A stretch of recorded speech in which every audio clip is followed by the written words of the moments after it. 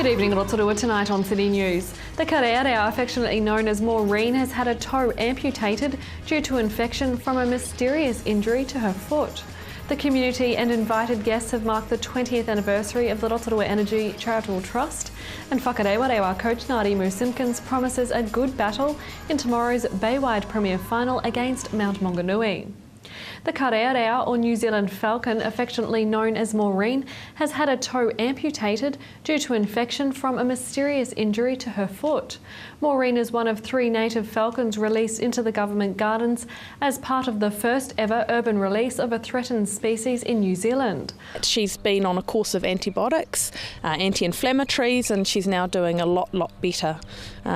She still can't quite grasp with that right foot, so she's had some major nerve damage to her right leg, we suspect. And of course, for those of you that know falcons, they need good feet, good talons in order to hunt. So to catch their prey. Absolutely, absolutely. Any idea how she got those injuries? We don't know for sure, of course, but the nature of the injuries makes us think that she was caught or trapped of some sort. The abrasion around her leg looks like she's been stuck for a wee while. But then again, the other option is deliberate shooting. And unfortunately, we can't rule out deliberate harm.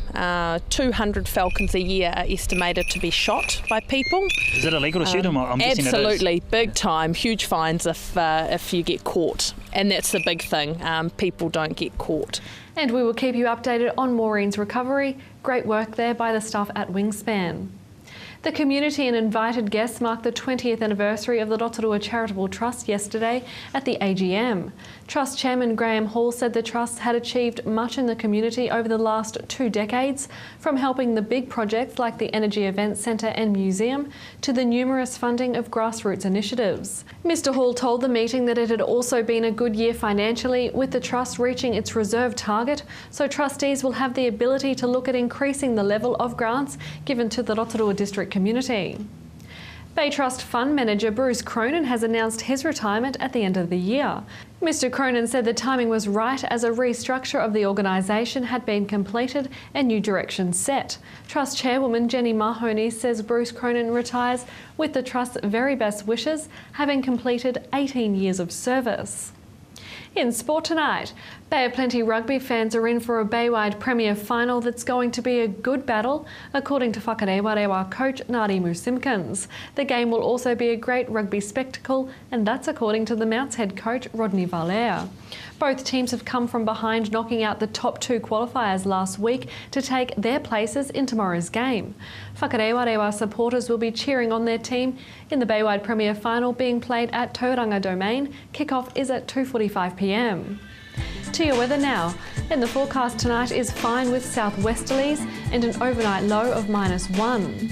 For program listings or to watch City News again, visit our website tvrotorua.co.nz and remember to check out our TV Rotorua Facebook page. Still to come in tonight's program, we find out about a midwinter feast on at the RSA on Sunday. We cover final preparations and finishing touches to lanterns for tomorrow's Fire and Lights Lantern Parade.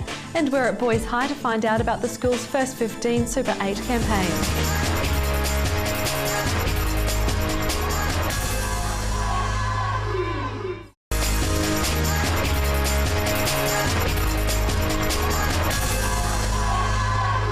Kia ora everybody, no mai hoki mai ki te hōtaka nei. Well, welcome back to City News. It's a pleasure to have you with us again. I'm at the RSA now, and it's a popular misconception that you have to be a returned serviceman or woman to be part of this club, but actually, we're going to blow that out of the water today. You don't. I'm joined now by the President, John Trainer. Kia ora, John. Tēnā koe kiri. Ai, ngā mihi ki a koe. Me koe hoki. Well, thank you very much for having us here. So let's blow that misconception out of the water first. I honestly thought you must have had served somewhere in the world or been on the home guard to be part of this rōpū, but not. That was quite correct a number of years ago when the returned and ex-services was had a very strong following. However, over the times, many of our World War II veterans have passed on. Our Korean veterans are very low in numbers. Malayan veterans the same, and the Vietnam veterans are just holding on. So what we've done is that we've opened ourselves up to become a community facility as opposed to a closed shop. And that's actually been in effect for a number of years, probably 10 years now, but the message is slowly filtering through that we are a community organisation. Our motto is people helping people related to our returned and ex-services persons. That is part of our main focus. But our other main focus, of course, is the community. Many of those people out there in the community will have some military connections one way or the other, going way back even to the land wars. Very true, very true. Yes. I hadn't thought of that. The land wars. Yes. Ah. Okay, so you've got 100 years coming up next year Yes. of World War One. Yes. And tell me a little bit about how you're going to commemorate that, because it's a really significant time, isn't it? Well, this year, 2014, is the 100-year commemoration of the start of the First World War. However, it wasn't until late in 1914 that New Zealanders became involved in that great conflict. So we acknowledge this year as the rumblings of war, the patriotic fervour, and let's go and do our bit for king and country. And it wasn't until 2015 that our name really became on the world stage, where we were involved in Gallipoli.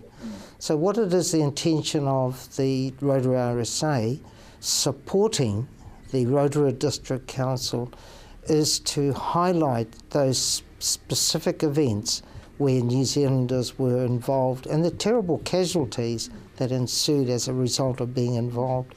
So Rotorua District Council, who are our parent representative in Rotorua, lead the push. We support with technical advice, and of course alongside of that is the Rotorua Museum.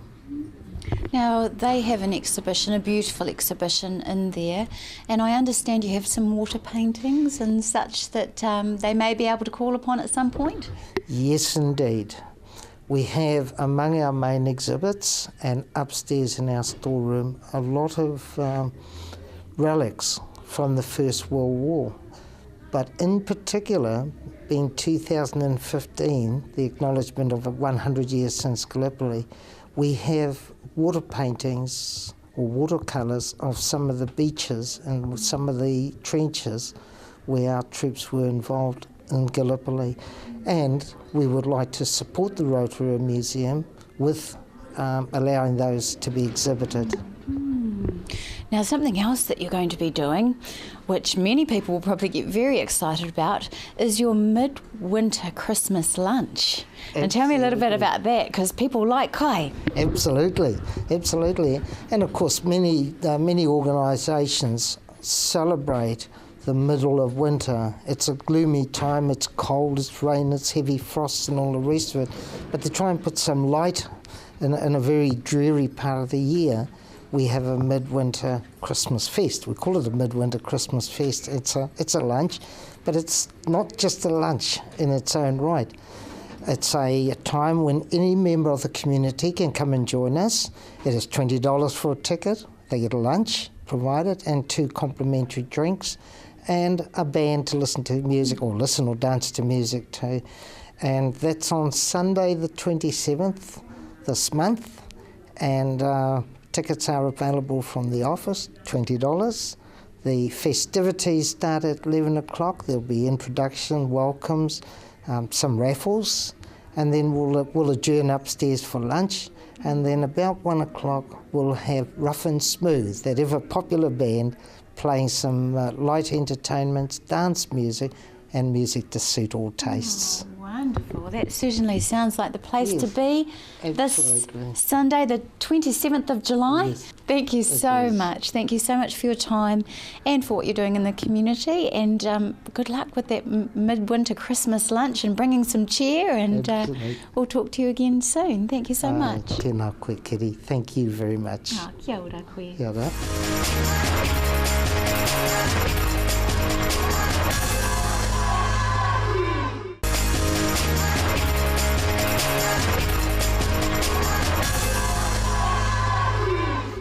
everybody, we're at Tutanekai Street, where as part of the Fire and Ice Winter Festival, we're going to be making lanterns. And I'm here now joined by Jill Walker. Jill, you're one of the ladies in charge. Who's the other lady helping you? Ellie Rogers. All right. They're co-directing it. You're co-directing it, and it's quite a busy little workshop here. Tell me about what's going on. Well, we've had 10 weeks so far of lantern making, 3 times a week. We've had about 400 people through, and this is the last night tonight to make lanterns before the big parade on Saturday. So Very exciting. So what kind of people have you had coming in? total range. We've had people from out of town who have created lanterns as gifts. We've had families coming. We've had a lot of adults coming actually and creating in pairs, couples, grandparents and children, and it's been a really amazing mix. And some people have come back every week, every lantern, every workshop. We've had some people who've been here 30 times. And some of them are really elaborate. We're going to have a little look around a little bit later, but I can see dragons and I can see, looks like a cow maybe, or a very large pig. It's a wolf. I didn't know, it hadn't been finished yet. Yes. But there's definitely a variety, and I mean, little kids right up to some rather elderly people, so it's lovely. Yes, it's wonderful, and we have a theme which is the Winter Garden, and as you can see the colours are predominantly white with a little bit of blue and silver, and that's because of it being fire and ice, and so it's very exciting, and people on the night were encouraging them to wear white as well, and it's going to look really spectacular, and yes, that's the sort of the main things about the workshops. But yes. So why did you get involved? Well, I've been involved in lanterns for many years. My children were at Steiner when they were little tots, and then in 2006 I was part of a lantern festival here. Ellie, who came and was involved in that lantern festival, she has led a festival in Papamoa for a number of years, and is a lantern artist, and we worked with Luminite last year and really wanted to have a parade again in Rotorua, so we were very excited to have this opportunity to be part of Fire and Ice. It's just totally awesome. You can feel it. The room is abuzz with community spirit at the moment. It's lovely. So we're going to go around, if it's all right, and meet some of these budding artists and some of these amazing creative people. And we're going to go and check it out. So thank you so much for your time. Now, once again, when is the date? The date is this Saturday, which is the 26th of July. The parade starts at 6, but lantern people who have made lanterns need to turn up at the shop at 5 with their lights. Ready to go. And their earplugs. And their great attitude. And their great attitude and their fun spirit. Thank you so much. You're welcome. Okay. All right, we're going to go and we're going to meet some of these people now and see what they're doing. Let's start with some kids. Hey, excuse me, guys. Can I interview you? Come here. Are you making a lantern? Yeah. Yeah. Where's your lantern, darling? Over there when it's a snowman. Can we come and see it? Yeah. All right. We're going to come and see your snowman. Off we go. All right, honey, what's your name, darling? Grace. Grace. And this is Grace's snowman. Can you tell us about your snowman, honey? We needed some sticks to make it circle. You needed to make a circle, so I see there's some buttons. Yeah. And he's got a face. Tell me about his face. What's his nose there? It's a carrot. It's a carrot. It's a glittery carrot. And are there some lights inside? Yeah. There are. And are you going to come along and walk your snowman along the parade? Yeah. Hiding behind this is the little lovely lady that made it, Miriana. Where are you, darling? Hi, Miriana. Hi. So tell me about your lantern, sweetheart. It's a house, and I made it forever, and it took for ages. It took for ages. And look how beautiful it is. I can see some butterflies on the side. You've got a window there. And look, it's got a word there. Can you read that word for us? What does that say? I don't know what It says beautiful. It says beautiful, just like you and just like your whare. All right, we've got some other beautiful young wahine here. What's your name, honey? Letitia. Kia ora, Letitia. I used to teach you when you were a baby, just by the way. What's your name, darling? Jamie Lee. Kia ora, Jamie Lee. So you guys have been making lanterns. Is this your lantern over here? Yeah, that's mine. That's your one, and you're going to decorate that later, Letitia, are you? My All right. one's just still drying. Your one's across over the other side of the room, but what's this one behind us? A penguin. That is a massive penguin. So you're not going to come along and just see little lanterns, you're going to see some real masterpieces. Yeah. There's a horse over there. That's what it is. Over there. And there's a boat there. Which one is your favourite? The big horse. And there's the penguin. And the penguin. And the massive horse. Yeah, they're pretty cool. Would you like this to happen again next year? Yes. It's pretty neat, eh? All right, look down there and say to everybody, come to Lantern Festival. Come to Lantern Festival.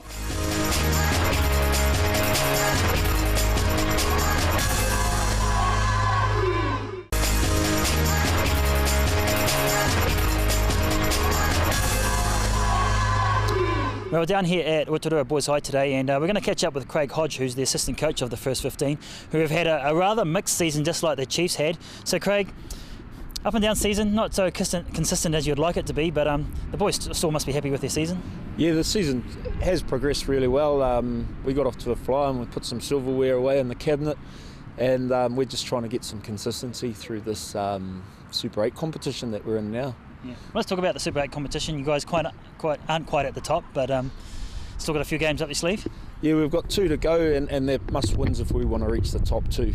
We may need a couple of other results to go our way, but the drive is still there, and we still want to get there. So, yeah, we're confident we can do it. Now, we're just coming out of the school holidays. Did you guys get together over the holidays? We met once on the last week of the holidays just to get the boys back on track and let them know what's coming ahead once we return back to school. And we had a really good turnout there, so things are positive and they're raring to go for this weekend. It's always tough to come back to school. Yeah. Even rugby training is always hard to come back after school, but like you said, they're pretty enthused about this weekend. Yeah, that's right. It is tough to get back for the staff and coaches as well, so not just the boys, but no, they're fizzing, they're chomping at the bit and just want to get back into good, solid, hard games of rugby. Yeah. Let's look on the bright side. Say you guys do win the next couple of games. What does that mean for the Super 8 competition? For the Super 8 competition, that puts us into the top 2, hopefully, depending on a couple of other results. And Hamilton Boys High are hot favourites there, so they'll have that top spot sewn up already. And for us, I guess it just means a chance to put some more silverware in the cabinet. Our goal for this campaign is just to make the top 4, so the top half of the table. Anything else from there is a bonus. Now, once Super 8 competition is all over, you're also involved in another competition as well. Yeah, that's right. We start the qualifying round for the National Top 4 Championships, and that means we meet our old rivals Tauranga Boys to play for the Bay of Plenty Championship, and then the winner of that will play the Counties Region Champion.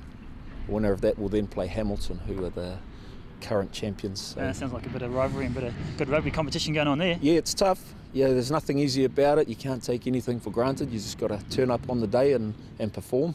Yeah. Well, so let's look on the bright side again. Say Rotorua First 15 gets through these games with the other regions in the North Island. Is there any opportunity to play teams from the South Island? You'll get that opportunity if you made it to top 4. So you've got your 4 regions: your Chiefs, your Blues, Hurricanes, and South. And basically those 4 teams make up a straight semi-final, and I'm not sure who plays who at this stage, but is that straight knockout as well? Yep, straight knockout, so you'll be matched up to play someone in the semi-final, and the winner plays for the top boys school in the country. So what would that mean to Rotorua First 15 if they at least got into the finals? Oh, it'd be huge, because the tournament has been held here at the school too, and it's been held here over the last 5 years since I've been here, and yeah, it'll be huge for the school. Get us back, get our name back on track. Everyone loves to beat us. They know they're always in for a tough game, and but it'll be nice to get back up in the top there amongst the Hamilton boys and the Kelstons and the like. Yeah. Well, let's talk about the top rugby teams. Whereabouts is Rotorua Boys High in regard to the top 16 teams? Yeah, I feature. I'm not sure exactly where in the top 16, but I think we feature in amongst there.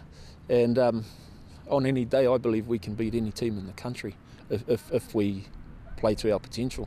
Now, rugby is all about team, obviously, but there's obviously got to be a couple of standout players. Anybody in there particular that you think could be looking for rep honours? Yeah, well, we've had over the first week of the holidays, we sent 9 boys to the Chiefs under-18s camp, and that's a tough program where the boys get in a real professional environment. They're specifically coached for their positions, and from there they played a couple of games against the Blues, where the Blues were a little more superior, but we're pushing for a couple of boys also to make New Zealand schools team as well. So, Can you do any name dropping? Yeah, well, unfortunately, Isaac Teoti, who's our captain, he suffered an injury in the Chiefs-Blues game, and we've lost him for the remainder of the season. Hopefully he can still recover in time for that New Zealand program, but fingers crossed for him. And then we have one of our props who's also pushing for a start there, young Jesse Williams. Hopefully we can push him through. Yeah, he's been in the paper a few times, a good little player. Yeah. Now, just before we finish, Craig, got any inclination who you think is going to win the Super 15? Super 15, well, I guess Crusaders are the only ones left for us, aren't they? So I've got to stick with them. Yeah, I think I'll stick with you on there, mate, because I'm from Southland, so I'm a Mainlander through and through. Yeah, don't get me wrong, if the Chiefs were still there, I'd be Chiefs all the way. But that's rugby. It is. Yeah. All right, good luck for the next game. Cheers, mate. Cheers. Thanks very much. That was the Rotorua Boys High School rugby coach Craig Hodge speaking with Alan Solomon. If you'd like to see the show again, visit our website tvrotorua.co.nz or to call the station, phone 07 3488 984. And remember that Blaze Night is on tomorrow night at the Village Green as the final for the Fire and Ice Festival, and it's the last weekend for ice skating too. We hope you have a great weekend and we'll see you next week. Ko Maria.